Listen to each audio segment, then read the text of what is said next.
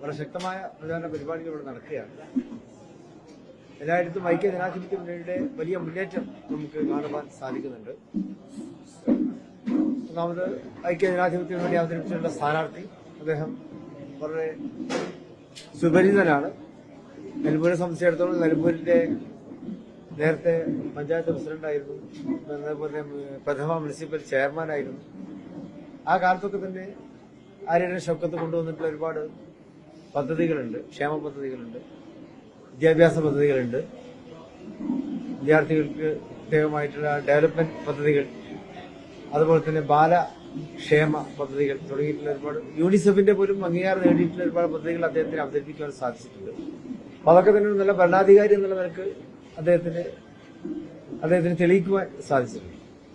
മാത്രമല്ല ആര്യയുടെ ഷൗക്കത്ത് മഹാനായ മുൻ മന്ത്രി കൂടിയായിട്ടുള്ള നിലമ്പൂരിനെ സംബന്ധിച്ചിടത്തോളം നിലമ്പൂരിന്റെ അവസാന വാക്ക് എന്ന് പറയപ്പെട്ടിരുന്ന ആര്യൻ മുഹമ്മദ് സാഹിബ് അദ്ദേഹം UDFന്റെ കരുത്തനായ നേതാവായിരുന്നു. അതുപോലെ തന്നെ നിലമ്പൂരിനെ കെട്ടിപ്പടുക്കുന്നതിൽ മന്ത്രി എന്നുള്ള നിലക്കും ജനപ്രതിനിധി എന്നുള്ള നിലക്കൊക്കെ തന്നെ ആര്യയുടെ മുഹമ്മദ് സാഹിബിന്റെ സംഭാവനകൾ നമുക്ക് മറക്കുവാൻ സാധ്യമല്ല.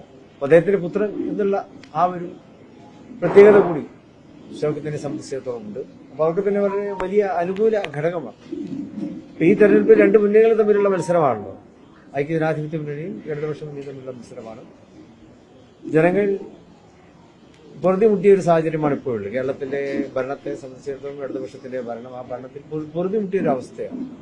ഈ തെരഞ്ഞെടുപ്പിന്റെ ഫലവും അങ്ങനെ തന്നെ നിലവിലുള്ള ഭരണകൂടത്തിനെതിരെയുള്ള വികാരങ്ങൾ പ്രതിഫലിക്കുന്ന ഒരു തെരഞ്ഞെടുപ്പ് ഫലമായിരിക്കും ഇവിടെ നിലമ്പൂരിലെ ഈ ഉപതെരഞ്ഞെടുപ്പ് ഉണ്ടാവുക എന്നുള്ള കാര്യത്തിൽ ഒരു തർക്കവുമില്ല. അത് ഐക്യ ജനാധിപത്യ മുന്നണിക്ക് അനുകൂലമാണ്. ആര്യാടൻ ഷൗക്കത്തിന്റെ വിജയത്തിന് വളരെ അനുകൂലമാണ്. ഒരുപാട് ക്ഷേമ പദ്ധതികൾ ഇല്ലാതാക്കിയ ഒരു സർക്കാരാണിത്. അതേ അവസരത്തിൽ രണ്ട് മുന്നണികളാണല്ലോ മത്സരിക്കുന്നത്, അത് UDF, LDF. അപ്പൊ UDFന്റെ ജനക്ഷേമകരമായിട്ടുള്ള പ്രവർത്തനങ്ങൾ, ജനകീയ പദ്ധതികൾ, മുൻ മുഖ്യമന്ത്രി ശ്രീ ഉമ്മൻചാണ്ടിയെ പോലെയുള്ളവരൊക്കെ നടത്തിയ ജനസമ്പർക്ക പരിപാടികൾ, എപ്പോഴും ജനങ്ങളോടൊപ്പം സഞ്ചരിച്ചിട്ടുള്ള ഒരു സർക്കാരായിരുന്നു UDFന്റെ കാലത്ത് കേരളത്തിൽ ഉണ്ടായിരുന്നത്. ഇന്ന് ജനങ്ങളിൽ നിന്ന് എങ്ങനെയൊക്കെ മാറി ഒഴിഞ്ഞു മാറാൻ പറ്റും എന്നുള്ള രീതിയിലുള്ള ഒരു ഭരണമാണിപ്പോൾ കേരളത്തിൽ നടന്നുകൊണ്ടിരിക്കുന്നത്. അപ്പൊ അതുകൊണ്ട് തന്നെ ജനങ്ങൾക്ക് അത് ഇഷ്ടമില്ലാതായിരിക്കുന്നു. അപ്പൊ അതിനെതിരെയുള്ള ഒരു വിജയത്തിന്റെ തുടക്കം ആണ്. എല്ലാവരും പറയുന്നത് പോലെ ഇതൊരു സെമി ഫൈനലാണ്. അന്തിമ ഫൈനലിൽ ഇനിയിപ്പോ നമ്മുടെ നിയമസഭാ തെരഞ്ഞെടുപ്പ് വരാനിരിക്കുന്നു. അതിലേക്കുള്ള ഈ സെമി ഫൈനൽ ആ വിജയത്തിലേക്കാണ് UDF മുന്നേറിക്കൊണ്ടിരിക്കുന്നത്. ഫൈനലിൽ വിജയിക്കുക എന്നുള്ളത് തന്നെയാണ് നമ്മുടെ അന്തിമ ലക്ഷ്യം. അതേസമയത്തിൽ ഇവിടെ ചിലരൊക്കെ ലൂസേഴ്സ് ഫൈനലിൽ മത്സരിച്ച് ജയിക്കാൻ പറ്റുമെന്ന് നോക്കുന്നുണ്ട്. ഞങ്ങൾ അങ്ങനെയല്ല. ഇവിടെ ഫൈനലിലുള്ള വിജയം തന്നെയാണ് ഐക്യ ജനാധിപത്യ മുന്നണി ലക്ഷ്യം വെക്കുന്നത്. അതിൽ വിജയം ഞങ്ങൾ കിട്ടും എന്നുള്ളത് തന്നെയാണ്. LDFനെ സംബന്ധിച്ചിടത്തോളം അവര് കാര്യമായിട്ട് ഇപ്പം പറയുന്നത് ഹൈവേ ഉണ്ടാക്കി എന്നുള്ളതാണ്. പക്ഷേ ഈ ഹൈവേക്ക് ആവശ്യമായ സ്ഥലം കൊടുക്കാനുള്ള സാഹചര്യം ഇവിടെ ഉണ്ടായത്, കാരണം അവർ സ്ഥലം കൊടുത്തു എന്നാണ് പറയുന്നത്. അത് മുൻ പ്രധാനമന്ത്രി ഡോക്ടർ മൻമോഹൻ സിംഗിന്റെ കാലത്ത് നടപ്പാക്കപ്പെട്ട അല്ലെങ്കിൽ പാസ്സാക്കപ്പെട്ട ലാൻഡ് അക്വിസിഷൻ ആക്ട് 2013 2013 ഒരു ആക്ട് ഉണ്ട്. ആ ആക്ടാണ്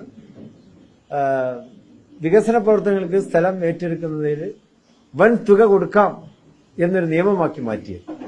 അപ്പൊ ആ ആക്ടിന്റെ വെളിച്ചത്തിലാണ് പിന്നീട് വരുന്ന സർക്കാരുകൾക്ക് വികസന പ്രവർത്തനങ്ങൾക്ക് ഭൂമി ഏറ്റെടുക്കാനും അതിന് വൻ തുക കൊടുക്കുവാനും സാധിച്ചത്. അപ്പോൾ ഇതിപ്പോ LDFന്റെ ഒരു അവരുടെ ഗുണമല്ല, മറിച്ച് മഹാനായ ഡോക്ടർ മൻമോഹൻ സിംഗിനെ പോലെയുള്ള ദീർഘവീക്ഷണമുള്ള ഭരണാധികാരികളുടെ പ്രവർത്തന ഫലമായിട്ടാണ് അത്തരം സാഹചര്യങ്ങൾ ഉണ്ടായത്. വികസന നേട്ടങ്ങൾ അദ്ദേഹത്തിനുമായുള്ള മറ്റേ തൊഴിൽ പരിപാടിയൊക്കെ ഉണ്ടായിട്ടുണ്ട്. ആ രീതിയിൽ രാജ്യത്തിന്റെ വികസനത്തിന് വേണ്ടിയുള്ള പ്രവർത്തനങ്ങൾ, തൊഴിലുറപ്പ് പദ്ധതി, ഇതെല്ലാം തന്നെ ജനങ്ങൾക്ക് എന്നും ഉപകാരപ്രദമായിട്ടുള്ള പ്രവർത്തനങ്ങളാണ്. ഇതിൽ നിന്നും ഈ തരത്തിലുള്ള പദ്ധതികളോടൊന്നും തന്നെ ആ രീതിയിൽ പദ്ധതികൾ നടപ്പാക്കാത്തൊരു സർക്കാരാണ് ഇപ്പോൾ കേരളം ഭരിച്ചുകൊണ്ടിരിക്കുന്നത്. അപ്പൊ കേരളത്തെ നമുക്ക് അതിൽ നിന്നൊക്കെ രക്ഷപ്പെടുത്തിക്കൊണ്ടതും ഐക്യ ജനാധിപത്യ മുന്നണി ഭരണത്തെ ഇവിടെ നമുക്ക് തുടർന്ന് കൊണ്ടുവരേണ്ടതുണ്ട്. അതിനുവേണ്ടി ആണ് ഈ തെരഞ്ഞെടുപ്പ്. പലരും പറയുന്നുണ്ട് തുടരും. ഞാൻ അങ്ങനെ വന്നപ്പോൾ പലയിടത്തും പല പോസ്റ്ററും കണ്ടു, തുടരുന്നു.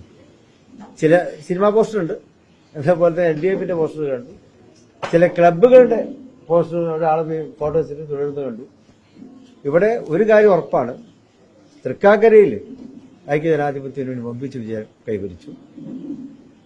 പുതുപ്പള്ളിയിൽ പ്രിയപ്പെട്ട ചാണ്ടിയമ്മൻ വമ്പിച്ച വിജയം കൈവരിച്ചു.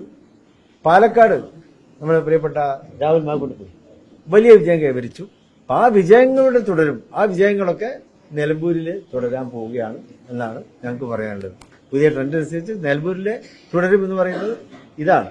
തൃക്കാക്കരയിലെയും പുതുപ്പള്ളിയിലെയും പാലക്കാട്ടെയും ആ വിജയത്തിന്റെ തുടർച്ചയാണ് ഇവിടെ 19-ാം തീയതി നടക്കുന്ന തെരഞ്ഞെടുപ്പിൽ നമുക്ക് മനസ്സിലാക്കുവാൻ സാധിക്കും.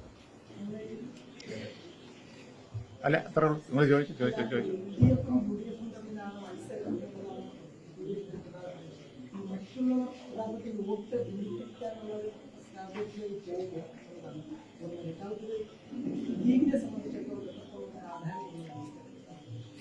ലീഗ് എന്നും ഐക്യജനാധിപത്യം മുന്നണിയുടെ വിജയത്തിന് വേണ്ടി പ്രവർത്തിച്ചിട്ടുള്ള ഒരു പാർട്ടിയാണ്. ഇവിടെ ഇന്ത്യൻ നാഷണൽ കോൺഗ്രസുമായി സഹകരിച്ചുകൊണ്ട് UDF-നെ ശക്തിപ്പെടുത്തിക്കൊണ്ടുള്ള നിലപാടാണ് ഈ ലീഗ് എന്നും സ്വീകരിച്ചിട്ടുള്ളത്. ഈ തെരഞ്ഞെടുപ്പ് അത് തന്നെയാണ്. വളരെ സജീവമായിട്ട് പ്രിയപ്പെട്ട മുനാഫ് സാഹിബിന്റെ നേതൃത്വത്തിൽ തന്നെ ലീഗ് പരിപൂർണമായി സജ്ജമാണ് ഇവിടെ ഈ തെരഞ്ഞെടുപ്പ്.